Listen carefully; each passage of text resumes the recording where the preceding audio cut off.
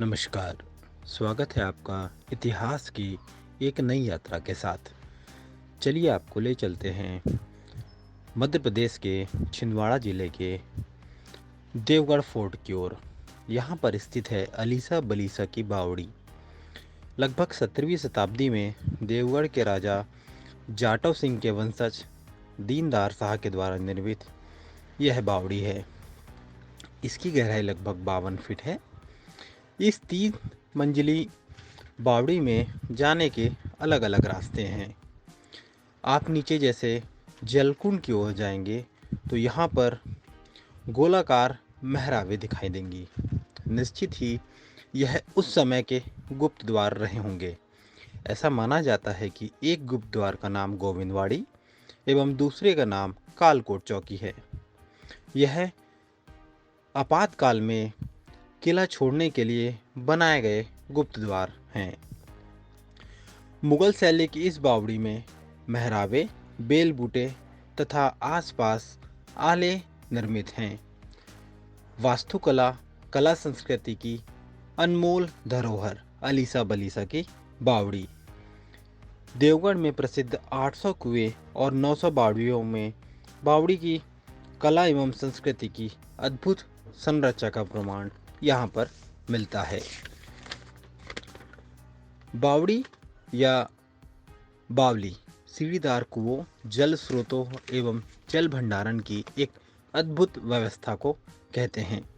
भारत में बावड़ियों का इतिहास लंबा रहा है। कन्नड़ में बावड़ियों को कल्याणी, पुष्करणी, मराठी में बाख एवं गुजराती में बाव कहते हैं। प्राचीन काल, पूर्व मध्यकाल एवं मध्यकाल में बावड़ियों को बनाए जाने की इतिहास में पूर्ण जानकारी मिलती है। स्थापत्य कला की बात करें तो अपराजिता प्रक्षा, शिल्प मंडन, सम्रांगण, सूत्रधार, रूप मंडन आदि कालजयी वास्तु ग्रंथों में इन बावड़ियों को निर्माण का महत्व दिया गया है। इन बावड़ियों में अलग अलग आकार के कमरे, संपर्क दलान, दीर्घाएं, मंदिर आदि के स्थान निर्माण कराए जाते हैं। वास्तुशास्त्र के अनुसार इन बावड़ियों को चतुष्कोणीय, गोल, दीर्घ एवं आयताकार प्रकारों की बनाई जाती थी। आंगन के प्रथम तल तक सीढ़ियाँ, स्तंभों, मेहराबों, आलों का निर्माण किया जाता था। इसी बावड़ियों में एक अलीसा बलीसा की बावड़ी।